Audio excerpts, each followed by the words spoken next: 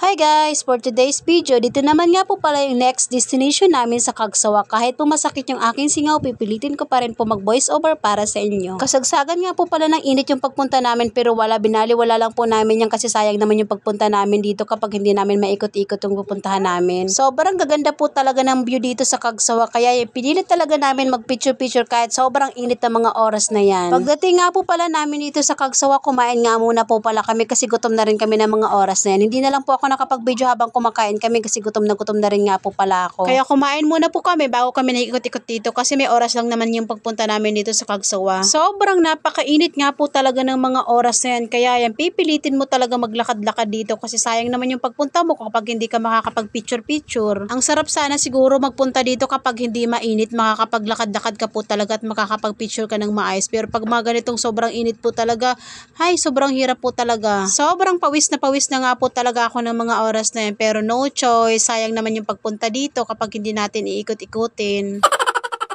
Kakaunti lang nga po yung mga picture namin dito sa Cagsawa dahil sobrang init po talaga. Tapos yung mga anak namin kapag pipicturean namin ayaw talaga magpa-picture, panay laro lang sila. Kaya yan, panay video na lang nga po pala ako sa sarili ko para lang may ma-upload ako kasi yung mga anak ko talaga ayaw magpa-picture. Sana wag lang po talaga kayong maumay sa pagmumukha kong ito, charis. Tingnan nyo nga po talaga dyan yung itsura ko dahil pawis na po talaga ako dyan pero wala, dinededma lang natin yan, sayang naman yung pagpunta natin kung hindi tayo mag-iikot-ikot dito. Sobrang dami-dami nga rin po talagang pumupunta dito sa Cagsawa kasi ang gaganda rin po talaga ng mga view dito. By the way guys, educational tour nga po pala ito ng mga daycare. Sumama nga lang po kami kahit wala naman akong estudyante sa daycare. Pwede naman pong sumama dito basta magbabayad ka lang. At next naman nga po pala naming pupuntahan dito sa third destination namin dito sa wildlife. Tara guys! Samahan niyo po kami dito mag-ikot-ikot. Baraladan time na naman, charis. Pag urli mi talaga kani sa harong, aragta na talaga mga itsura mi kani dahil sobrang init talaga. Yung mga anak ko nga dyan guys, sobrang dudungis na talaga kasi yung pagpunta namin doon sa Cagsawa talagang naglaro sila ng buhangin. Mabuti nga talaga meron akong dalang ekstrang damit nila kasi kung hindi, Diyos ko, uwi talaga silang sobrang dungis. Hindi naman talaga maiwasan sa bata na hindi madungisan lalo na't kung ano-ano yung mga kinakain nila. Tapos dagdagan pa ng sobrang init. Kaya yan, sobrang dudungis na nga talaga nila. Rain! Rain!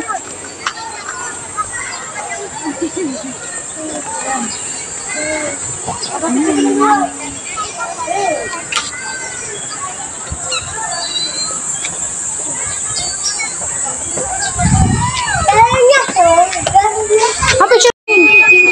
Nasain? Nasain? Nakatukaw? Patay raon dyan? Ano talaga pwede nga luto? Bala akong picture-picture ako rin.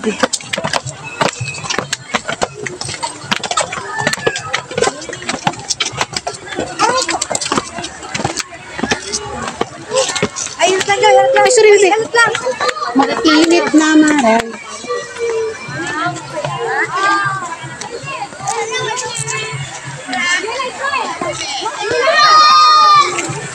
Sana kita rin. Umay na talaga kayo guys sa pagmumukha akong to, charis. Tapos yung bilbil ko pa, bakat na bakat sa damit ko. My godness.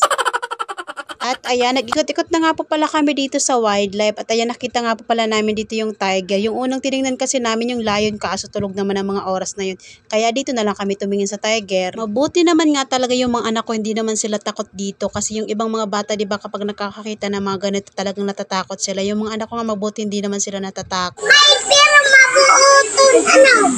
Mabuutol. Pakagad yan. Karagatun talaga kamo kaya. Tapos ito nadalang ko sa Facebook. Pag yan, mabilis yan makalagad. Dulag lang itagay. Tuwang-tuwa pa nga talaga sila niyan. At next naman nga po pala namin dito sa may malaking ahas. Hindi ko po alam ang tawag dito sa ahas na to. At ayan, nagpa-picture pa nga po talaga ako dyan kasi parang hindi naman siya nakakatakot kahit sobrang laki niya talaga. Pero yung kasama ko natatakot talaga siya. Pero nagpa-picture din naman po siya pero kasama kaming dalawa. Pero ako yung naghawak dun sa may malapit sa ulo kasi natatakot daw po talaga siya. At ayan, kung saan-saan nga po talaga kami nag-iikot dyan para naman makita namin yung mga animal dito sa wildlife. Pawis na. Yung init.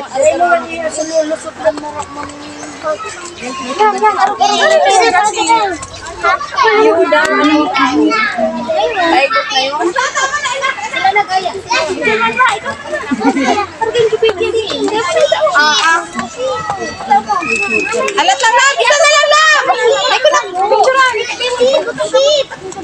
Bumaba na rin nga po pala kami doon sa may mga animal kasi medyo napapagod na rin po talaga kami kakaakyat-akyat doon. Puro din po talaga kasi hagdan doon sa taas kaya medyo nakakapagod din talaga mag-akyat baba. Kaya yan, sabi ko dito na lang kami sa baba para naman makapagpahinga kami ng konti. Maganda nga rin po talaga dito sa wildlife kasi hindi siya masyadong mainit at madami rin may mga lilim-lilim dito kaya makakapagpahinga ka talaga dito at hindi ka sobrang maiinitan. Tapos dito rin po talaga ako medyo nagandahan kaysa sa dun sa dalawa naming pinuntahan. 5 destination din po talaga kasi yung pupuntahan namin, yung itong wildlife, pang 3 destination pa lang to kaya may 2 po kaming pupuntahan. Kaya sulit na sulit naman po talaga yung binayad mo dito kasi ang dami-dami naman po talagang pupuntahan at ang dami-daming magagandang view dito. Yung kalaban mo lang po talaga dito yung sobrang init pero ayos lang po yan at least nag-e-enjoy naman kahit sobrang init. Sobrang enjoy po talaga dito pati yung mga anak mo mag-e-enjoy ka talaga pero mas nag-e-enjoy talaga yung dito yung mga nanay kasi panay picture lang talaga may ma-upload lang sa Facebook, 'di ba?